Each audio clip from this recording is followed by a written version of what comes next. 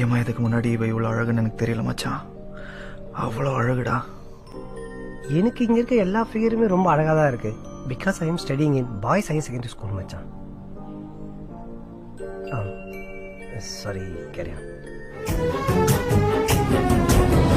கண்ணுக்குள்ள இறங்கி இறங்கி நெஞ்சுக்குள்ள உறங்கி உறங்கி என்ன சுர வருகிற என்ன செய்ய நினைக்கிற